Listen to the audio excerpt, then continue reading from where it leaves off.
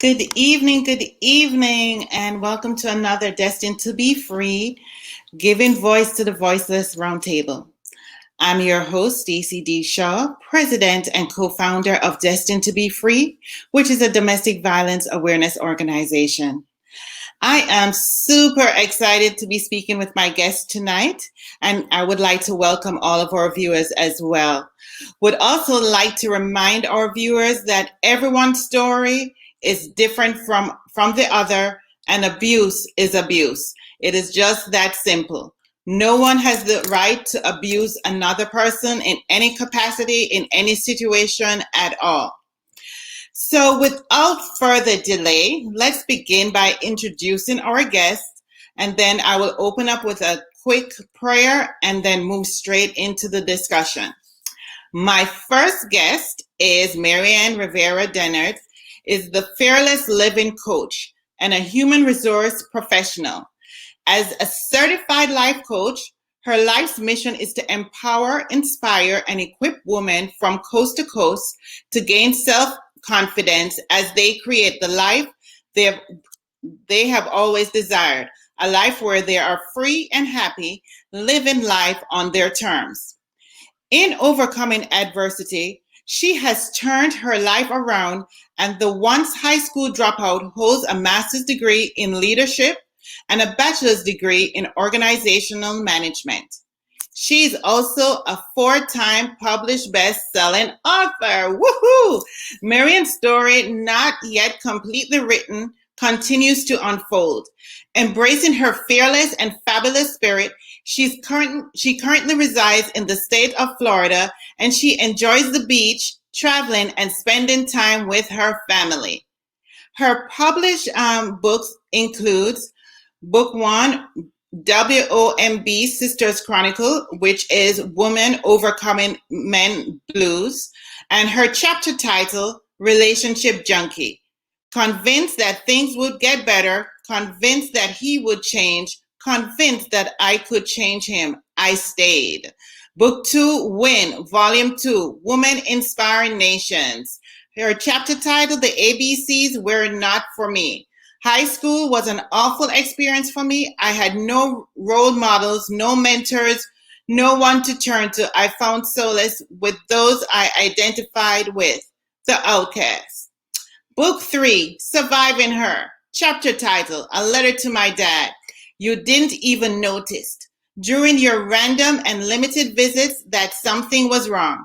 You should have known, Dad, you were not there. I had no one to run to. I had no one to protect me.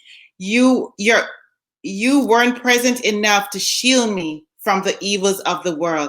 And Book 4, A Praying Wife in Waiting. Chapter title, The Kids Are Grown and Gone. Now what?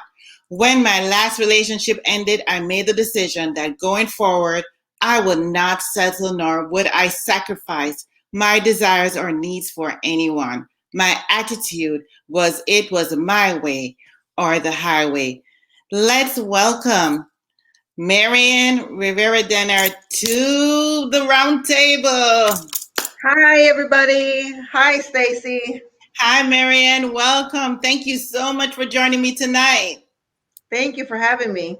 You are very welcome. You're very welcome. And my second guest is Rosa James. Rosa James received her bachelor's degrees in legal studies and master's in social work from the University of Central Florida. She started her career working in child welfare, but transitioned in 2012 to work with domestic violence survivors. Since then, she has held several local and statewide positions to support survivors of domestic violence. Currently, she is the Domestic Violence Training Coordinator for the Fulton County District Attorney Office and working towards her doctoral degree in social work. Her topic of study is Black women who are currently or have experienced intimate partner violence. Let's welcome Rosa James. Rosa, welcome. Hi everyone. Thank you for having me. Thank you so much for joining me, ladies. And before we start, let's just open in a quick word of prayer and then we will go right into the discussion. Heavenly Father, I just want to thank you for tonight, dear God. I want to thank you for these wonderful ladies who are on the show to just share their story and for us to have a discussion. Dear Lord, I ask that you continue to guide and bless each and every one of us. And Father God, let our voices be used for your purpose. In Jesus' name I pray. Amen. Amen. So, ladies, of course, the first thing that I always do is I always ask the guests to introduce themselves personally, to share with the viewers who you are in your own words, and also begin and share your story. So let's see who I'm going to start with first. Rosa, I'm going to start with you first. So if you could share with the viewers who you are, and go straight into and share your story. So, of course, I'm Rosa James, and I'm a domestic violence advocate, and I'm currently in a PhD program to study more about intimate partner violence for Black women. So I do want to tell my story. I won't give you the extended version, but I'll give you some information to know like my story and my abuse story. So first, I always tell people that I was a child that was raised without boundaries. Basically, my parents and every adult violated my boundaries. Like, you didn't get to have that. So I went into adulthood with no boundaries. So of course I ended up with an abuser. We dated for 5 years. He's not a bum. He has a MBA from the University of Michigan. He emotionally abused me, financially abused me, and sexually exploited me. So he did not physically assault me because he was afraid to go to jail. He had a fear of going to jail. So he would never put his hands on me, but he often told me fantasies of him slapping me. Like, I had this fantasy about slapping you the other day. And I'm like, why are you telling me this? When I talk about sexual exploitation, I'm talking about, it's very hard to talk about that part of my story because that part of my story is very embarrassing. But one thing he used to do is to encourage me to date older men so that I can sleep with them and get money and bring it back to the relationship. And he would sign me up for sites like sugardaddy.com and stuff like that, so that I would do that. He would often try to encourage me to go be a stripper. And he also would, he raped me twice that I remember, because both times I was unconscious when he did it. So he did a lot of sexual things to make me feel shame. As far as the financial exploitation, like he out of 5 years between buying things and giving him money, it had to add up to about $40,000, $50K in 5 years.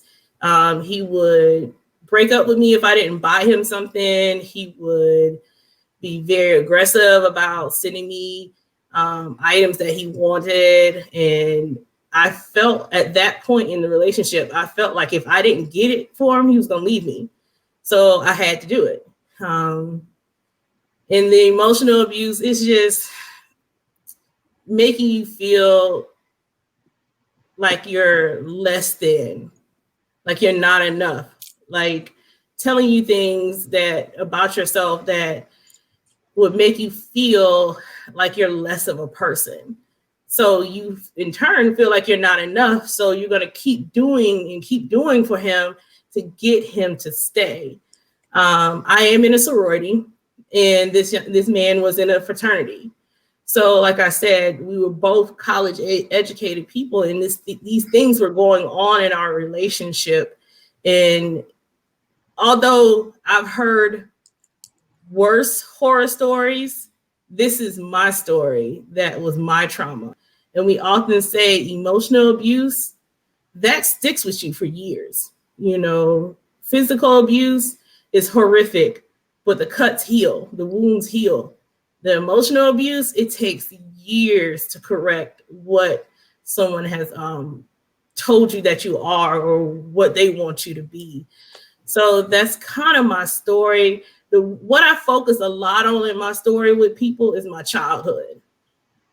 When you're raised without boundaries, when any adult can do anything they want to you, that really sets that child up for failure in adulthood, because you don't know how to define your own boundaries, so you just let anyone do anything to you. So that's the part that I focus on the most, to like, teaching youth healthy boundaries, set your boundaries, talk about healthy relationships. And I really focus in on that. So that's pretty much my story. Like I said, I didn't experience physical abuse, but everything else is horrific enough for me to want to help others and really want survivors to move forward. And that's it. Well, Rosa, I know because we have known each other for a few years, so I know I know a little bit about your story, but to actually hear it tonight, first of all, let me say how I'm sorry about what you went through, but I also want to commend you on what you are doing to help others as well. So, yeah. Ooh, so, Marianne, Yes. let's go to you. Each time that I do these roundtable, it's really to share with the viewers what we go through, how we survive to help others. But when you sit down and you hear the stories, you have to sometimes it's like, okay, people actually went through these things. People actually live this stuff. And, now that we have somewhat overcome, and as Rosa said, emotional abuse takes time. It takes years, which I'm actually going to touch on a little bit more. But yes, Rosa, I'll just say yes, because we understand. We understand. Yeah. Marianne, let's turn to you for you to share with our viewers who you are and share a little bit about your story. So my name is Marianne Rivera Donette. I am known as the Fearless Living Coach, and I have been a life coach for about 6 years now. I recently did rebranding and changed over to the Fearless Living Coach, primarily because I felt that it just connected and resonated more with me in my true passion, which is to inspire, empower, and equip women from coast to coast to unlearn previous, negative behaviors and words that have been spoken into their lives and that they have taken as labels upon their lives and have created a life, basically a false life, because of those labels. My first experience with abuse was in my early teenage years. And again, it wasn't physical abuse, it was more emotional and mental, so a form of control. And I remember telling the individual, like, you can't tell me what to do. You're not my father. Um, and, people looked at it as, that's not abuse because you're not being hit and things like that. High school friends that I had, not high school, middle school friends that I had. Um, and I wasn't really raised or, talked to about healthy boundaries like Rosa, spoke about healthy boundaries, healthy relationships and things like that. Um, but the mental abuse and the emotional abuse actually progressed into physical abuse. Um, and recently, I have actually been able to be more vocal and open about sexual abuse that occurred when I was a child, which is the story that I write about in the book that's coming out on the 1st, Surviving Her. Not on the 1st, on the 13th. So I've, also have experienced various types of abuse.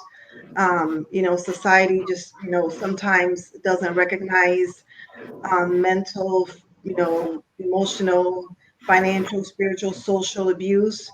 And my mission is, to just empower women to get out of their own way, to unlearn behaviors that they've learned. A lot of times women are stuck. They lose identity, their self identity, and they take on the identity of those labels that have been spoken to in their lives. Um, so that's what my passion, currently is, and what I'm working on, things like that. I do have the goal and aspiration to have a nonprofit. So I've actually started to speak to some individuals about that, and it kind of it'll be like a holistic type of nonprofit. So it'll deal with abuses and things like that, coaching. I'm also a human resources professional. So just teaching individuals, basic life skills to enter the workforce. In my 10 plus years of being an HR professional, individuals are not equipped, properly, how to write a resume, how to show up for interviews, how to answer, how to dress for the interviews. So those are things that I want to cover. Um, and that's just, basically who I am. Thank you so much, Marianne, for sharing a little bit about your story. And again, also to you, you know, abuse is abuse, and people don't realize that abuse is abuse, and each person's abuse is different. There, as Rosa said, there are some that are, you can't even imagine it. But if somebody experienced, say, as you said, emotional abuse, those things, you don't see emotional abuse. Mm-hmm. You don't see verbal abuse. You don't see psychological abuse. And those are the ones that really take time and take several years to actually heal. So as I speak about that, if either one of you can jump in regarding healing, um, share with the viewers in terms of healing, or if somebody is going through emotional abuse, what are some of the things that you personally would recommend to them um, to start the process of healing? Any one of you can start. Whoever. So I guess I think for me, I would say is actually to start to recognize what some of the signs are. So for example, when it comes to like mental abuse, is, why are you wearing that? Who's your friend? Why are you hanging with that person? Why don't you stay home with me? Let's spend time together. So those are forms of, isolation and controlling you, when you're being told what you can and cannot wear, where you can and cannot go, where you have to check in every single moment. If you're, 5 minutes late, God forbid, why are you late? Um, and being afraid, to do things because of how the individual is going to react. There's even, spiritual, abuse, don't go to church. You can stay home with me, little things like that. I manage the money better. Why don't you just put all your paycheck into my account?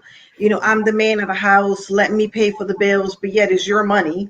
So I think just starting to recognize, some of the signs, seek help. There's a lot of, free resources, um, but also having the courage to open up and speak to someone. It could be a counselor, it could be a therapist, it could be anonymous. Just reaching out, seeking someone that you trust and that you can confide in to, start the process of healing.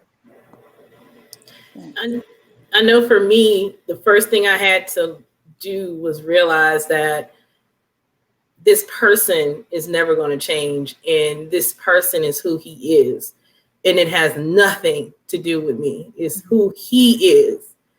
And the second part of my healing, I'm in therapy. I'm currently in therapy.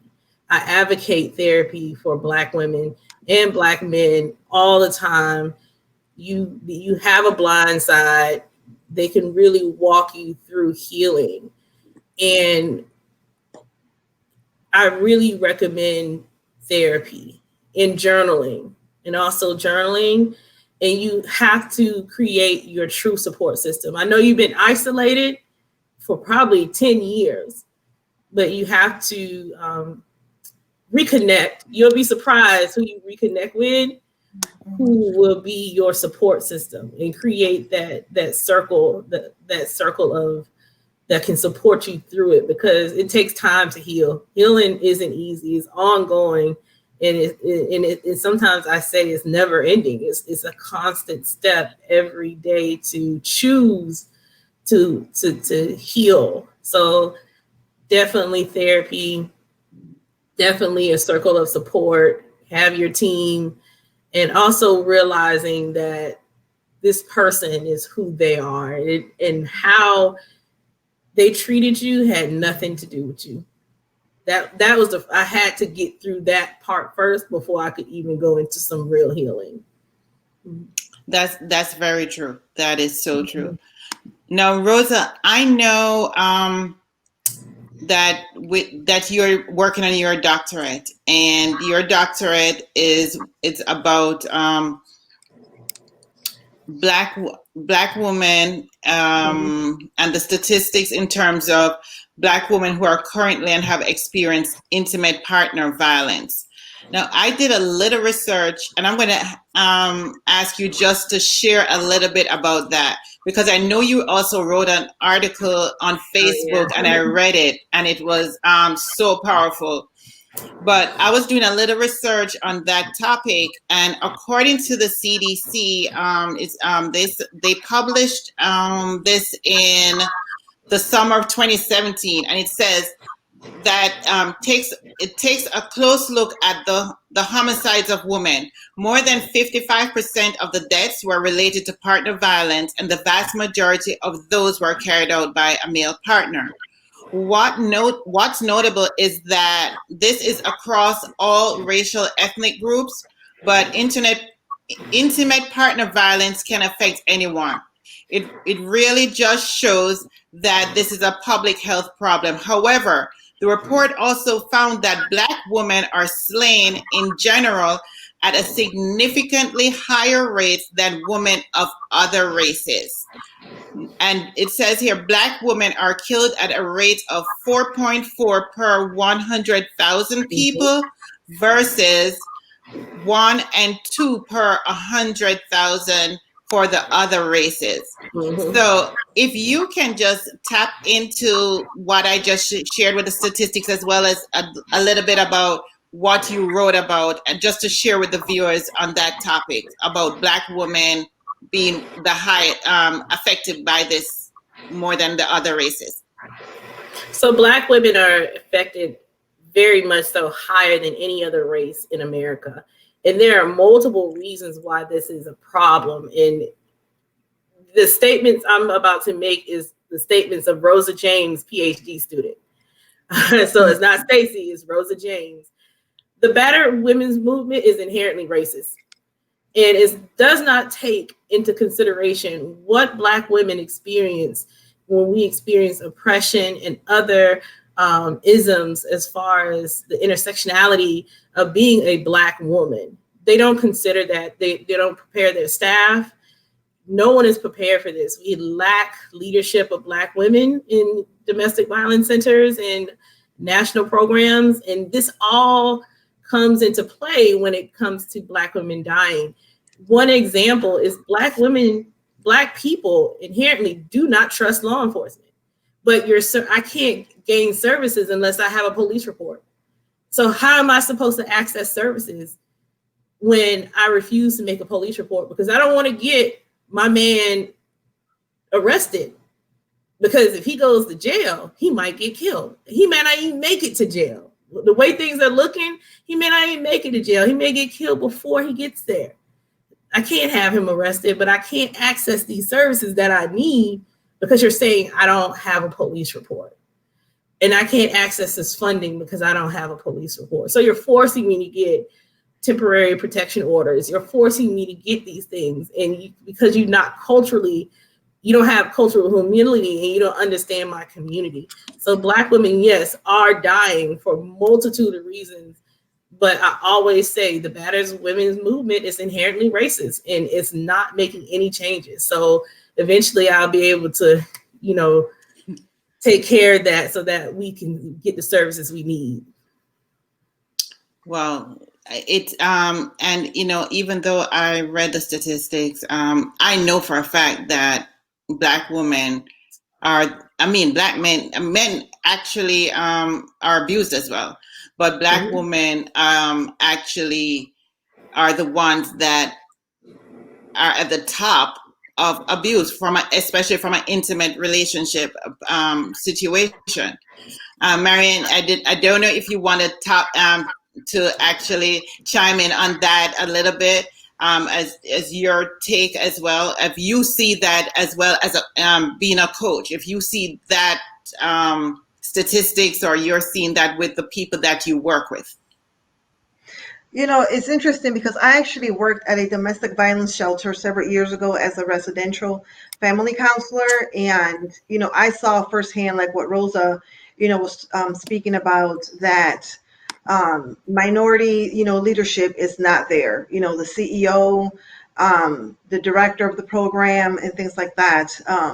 And a lot of women, are afraid, to press charges or to leave, with the threats sometimes, and things like that. So it's definitely, an issue that needs to be, light shine on to be able to afford the resources, for victims so they can get the help that they need. Awesome. Thank you so much for sharing that.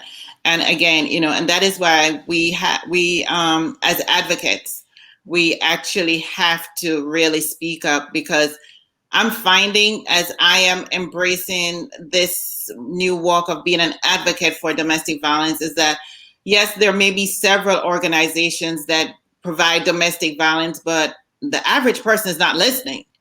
If you think about it, the average person is not listening. So I'm hoping, by sharing, by us doing what we are called to do, and we can make an impact some way, or a dent, I should say, in this epidemic. But another thing that I found out also is that people on average think that one type of violence is worse than the other. And I see both of you shaking your heads. It's like, oh, this particular this is bad, but this is not so bad. And I've seen where people just, especially from the islands, you say, suck it up. That's nothing. Just suck it up. And you don't realize what you're doing to the individual. So my question to you, ladies, and I will start off, let's see, whichever one of you want to start off, it doesn't matter. My question to you, ladies, is if you can share with the viewers in your own perspective, when they say one type of abuse is worse than the other, share with them or give them your views on that statement, because that is one of the statements that I hear constantly. I hear that all the time too. And I think that, I think Rosa mentioned it earlier on. Physical abuse, yes, obviously it is bad, but the scars heal. You can heal, you can cover up the scars, foundation, depending on, you can wear long sleeves, turtlenecks and so forth. But the emotional abuse goes deep into the roots of who you are as an individual. It affects your self-esteem. It affects who you are as a woman.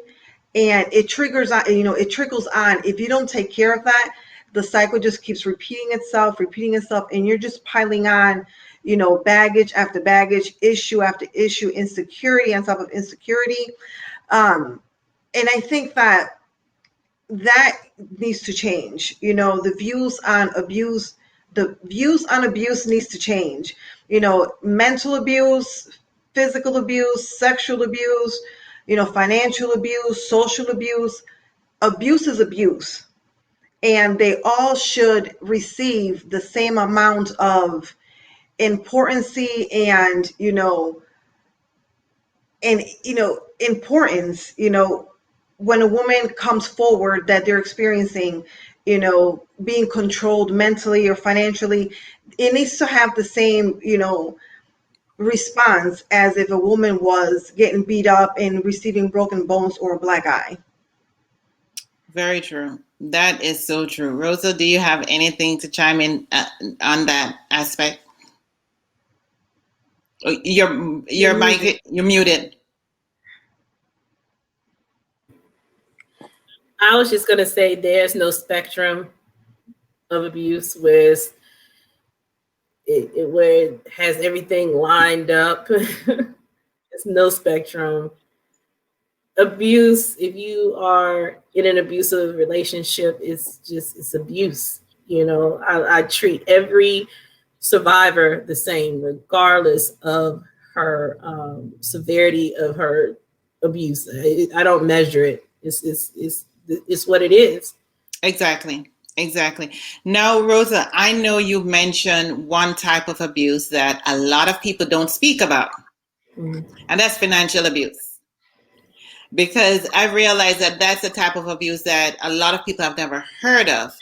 Like, for instance, I think it was about 3 weeks ago, or maybe a month ago, but I do these 5-minute lives from our Facebook page, that I was doing some research and I found out about another type of abuse that's called reproductive abuse. I didn't know about that. Yeah, I see, Marianne.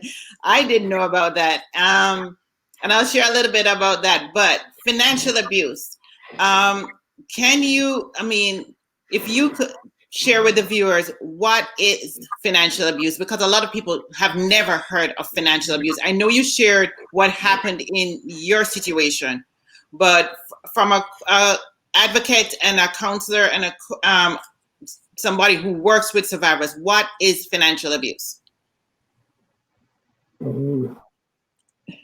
You're muted.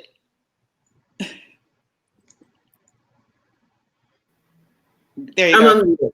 So financial abuse is where the abuser uses your finances to have power and control over you. They can ruin your credit by getting you evicted multiple times, or have you take out credit cards, have 5 or 6 credit cards and add his name on it, and completely destroy your credit. They can have you deposit your direct deposit into their account, and where they have all the money and you're getting $25 a week, but they have all the money in their account. It's a real tricky way of keeping you in isolation, because if you don't have any money, you can't really get in your car and go anywhere. And if he ruins your credit, you can't really leave the relationship, because where are you going to go to get another home or another apartment? They use it to really keep you in the relationship and keep you close to them. So financial abuse is a real thing, and it comes in all different forms. Thank you so much for sharing that. Yes, that's one of the types of abuse that a lot of people don't know. Marian, I do not know if you wanted to touch on that that question as well. Again, you're free to chime in anytime you want. Yes, definitely. That is something that I actually dealt with in my first marriage. Without going into too many details about that, I was instructed to have my paycheck go into the joint account, which was, we open up an account together. You're married, so it's like, okay, our money goes together.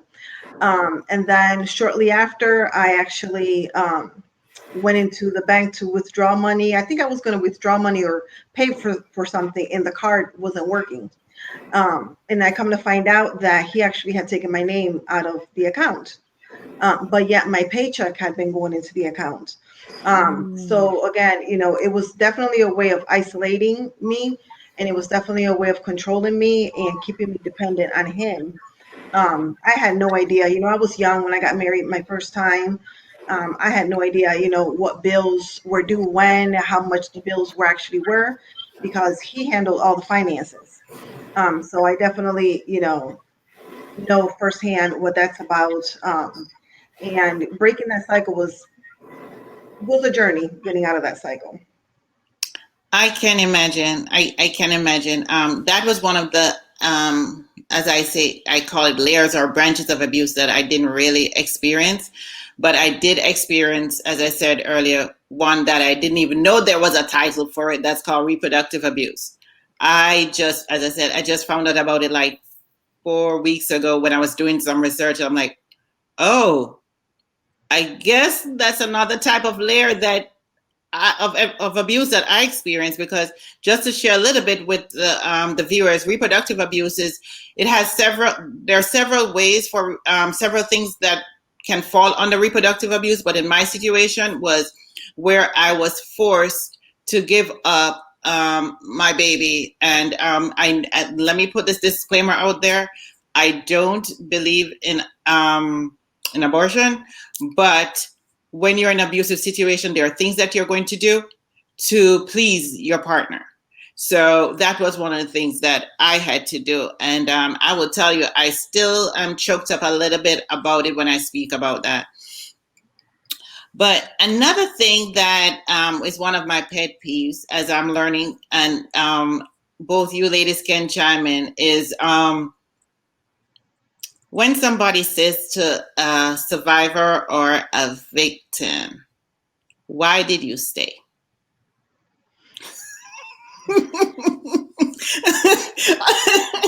Yes, I know. Why did you stay? Why didn't you leave? I will let whoever wants to chime in, because I see both of you. Yes, it's a pet peeve of mine as well. So I will let whoever wants to chime in. Go ahead. Rosa, you can go first. Go ahead.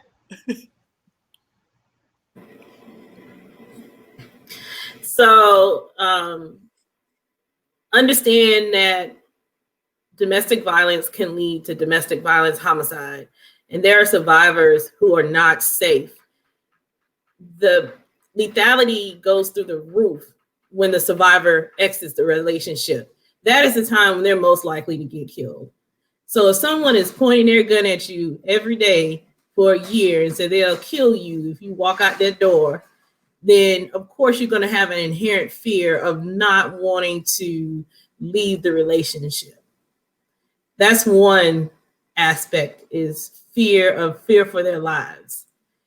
Two, sometimes survivors love the abuser. I'm gonna just put that out there. I know a lot of y'all don't like to hear that, but sometimes survivors are still in love with their abuser and all they want is the abuse to stop.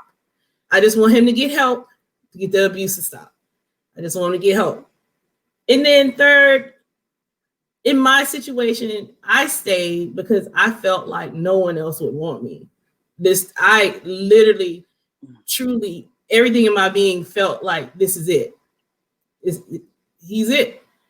No one else is gonna want to be in a relationship with me because it took me so long to get to find somebody to actually want me, that this is it.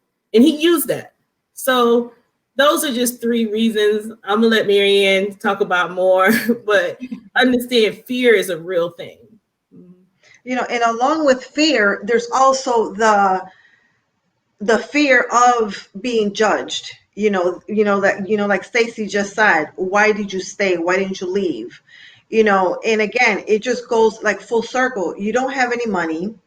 You may have children. Who's going to take care of the children? Where are the children going to go? Where are you going to sleep? What are people going to think about you?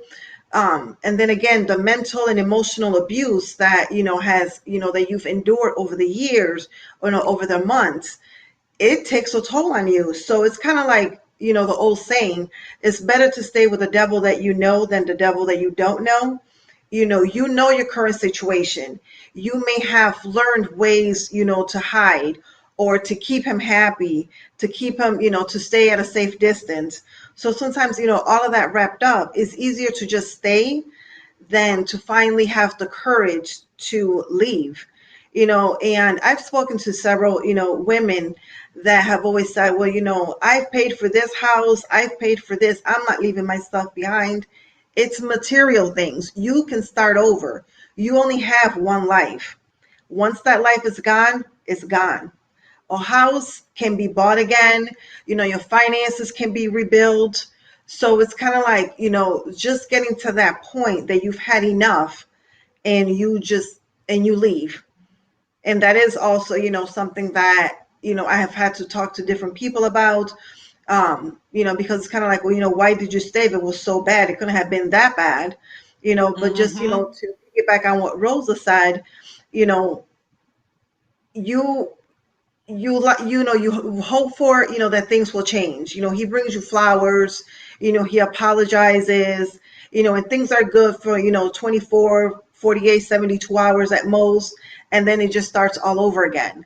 And you just keep building that resistance, and that's all you kind of know. That's true. So I would like to just put this out there. Please, if you can stop asking survivors and victims, why did they stay? Yes. Or why don't you leave? Because everybody's situation is different. And fear, as Rosa said, fear is the number one factor. Mm-hmm. Fear is the number one factor, and I think the second one is financial, and then children. And I understand that there are people that I've heard that they said well, you walk away for the children. Sometimes it's not as easy as that, because abuse affects you mentally. They control your mind, and I will tell you, my husband lives overseas now. And he was controlling my mind, and I'm in the United States. So he wasn't with me for a few years, and he was still controlling my mind. Once they get to your head, to your brain, to your mental, they control you. So fear is the main reason why a lot of victims or survivors don't leave. So you ladies, if you could share with the viewers what you think they could start doing, because as advocates, as organizations, as I said earlier, we are sharing the information, we're speaking, we're trying to get more information out, but people are still not listening. And people still look down on survivors and victims. It is a fact. They look down on survivors and victims. If you could share with the viewers and anybody else that's going to actually watch this after, what are some of the things you think that they could start doing to assist us as advocates in eradicating domestic violence? Any of you could start, just your insight as to some of the things that you think that people could start doing. I think one is to just recognize the different types of abuse. Do research. There's more than enough literature out there. So just research. Educate yourself. For employers, know the law, because there are domestic violence laws that protect victims of domestic violence, that if they are in fear, if they have to miss work, they legally cannot get fired. For it. That might vary state to state. I can't remember whether it's a federal law or state laws, but I know that, that is a law. Have resources, talk about resources, have, meetings, donate, or volunteer, actually volunteer at shelters to just expose yourself and educate yourself. Thanks, Marian. Thanks so much for sharing those tips. I appreciate it. Rosa, you're muted. There, you're good now. Okay. So first is to believe survivors when they tell you their story. Believe what they're telling you. Second is to educate yourself. If there's a training in the area about domestic violence, go to it. Just go to the community training, and it won't last long. It'll probably be 90 minutes, and just see what domestic violence really is. And lastly, engage men. I really have this push on engaging men and boys. Engage men in the conversation, because we need more men at the forefront of this movement to really eradicate this type of violence or make it socially unacceptable. Awesome. So we only have 15 minutes, ladies, and time is going by. So I'm going to ask you the last question that I want to ask you. If you could speak to a survivor or somebody who is a victim right now, if you could share 2 tips or 2 insight, just something to encourage them right now, what would it be? Let me start with Rosa. First thing is that you are a strong person. You are strong and you are very powerful. Second is he's never going to change. They're never going to change. I know you think that they may change, but they're never going to change. And those are the 2 pieces of information I can give survivors if I've sat with them face to face. And I always do a referral. Even though I have my rant about the system, I will always refer. Here's the number that you can call. So if you are in danger. And that's it. Awesome. Thank you, Rosa. Marianne.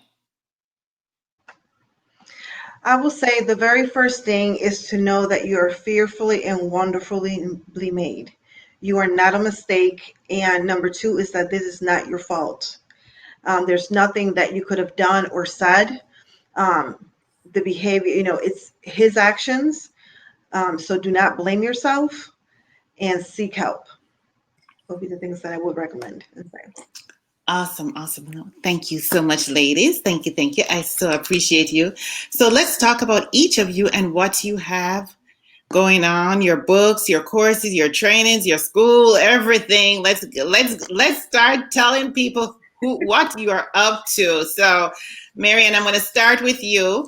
If you could share about all those 4 books, your coaching, what you're doing. Go right ahead. Where people can connect with you, social media, everything. Go right ahead. Okay. It's all yours. So yes, I have 4 books. 2 are actually coming out in September. The very first book that I co-author, and these are all anthologies. So basically anthologies is that myself and a group of women behind a visionary wrote a book, and we each read a chapter. The first one is called Women Overcoming Men Blues, Sister Chronicles Volume 1.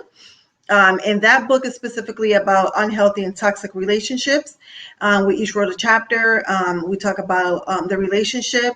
We talk about the red flags that we ignored, and some tips, and then how we ended up having the courage to leave that relationship. The second book is called Women Inspiring Nations, Volume 2. And my chapter in that book, the first book, Womb Sisters, the chapter is called Relationship Junkie. The second book, Women Inspiring Nations, the chapter is called The ABCs Were Not For Me. So basically it's my story, which was a struggle, dropping out of high school, and how I turned that into a success. And the success is that in December of 2019, I graduated with my master's degree. But there's a whole lot of stuff in between. The third book is A Praying Wife in Waiting.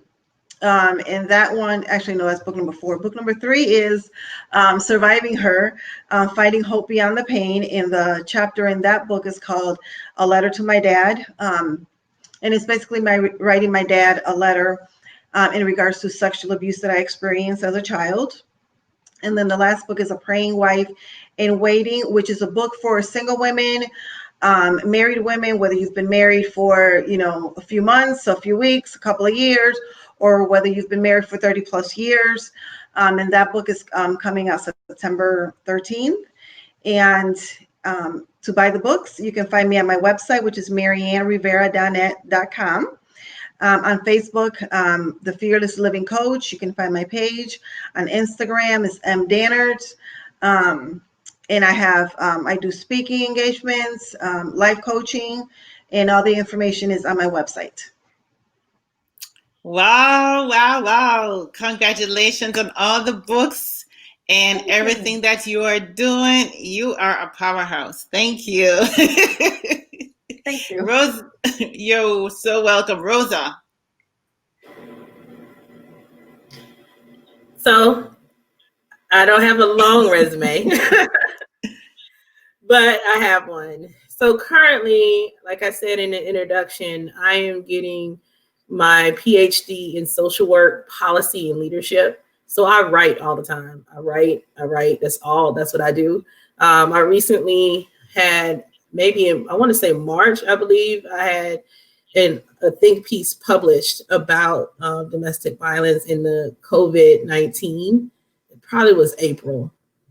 So that's pretty much what I'm working on right now. I'm actually working on a social media campaign called #WeAreNotInvisible. And that is highlighting Black women and girls and Black trans women. I want to highlight us because we tend to get lost in the narrative. In every narrative, even in Black Lives Matter, we get lost. And I want to highlight us. So that's a social media campaign that I'm currently working on. It's going to come forward soon. And that is it. I do speaking engagements and things like that. I haven't done them in a while. So if you wanted to request me for some reason, I do a lot of healthy relationships, healthy boundaries, teen dating violence, social norms, gender norms type trainings. So. Awesome. Ladies, I tell you, powerhouses. Rosa, even though you may not have the books yet, but I know you. I know. They're coming. Exactly. They're coming. So powerhouses, ladies, I mean, thank you so much. Thank you so much for coming on the show tonight. If you could leave one word, what is that one word tonight? Rosa? Inspire. Inspire. Thank you. Thank you so much from the bottom of my heart for coming on the show, Rosa. I so appreciate you. And please let me know when the social media campaign is out. Please let me know, as well as to let me know about the article that you posted. Right. Okay. Thank you. Marianne, one word.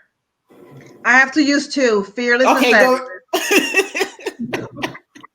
That's fine. Fearless and fabulous. Exactly. So thank you so much, ladies. You have been phenomenal. I appreciate you. I appreciate you sharing your stories. And we're all in this together to eradicate abuse. So again, thank you. Thank you. Thank you.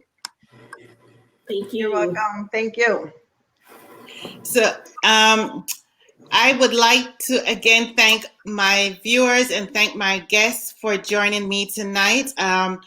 Please remember to follow me, follow the organization Destined to Be Free on Facebook. Our Facebook link is, our hashtag is Destined to Be Free, as well as on Instagram and Twitter. You may also visit our website at destinedtobefree.com. Again, thank you to Rosa and Marianne and to all the viewers and to everyone who will catch the replay. I appreciate, I love each and every one of you. I am your host, Stacey D. Shaw, saying good night. And please remember to join us on September 10th, same place, same time for another roundtable. Remember, you are victorious. Keep on rising. Have a good night and be blessed.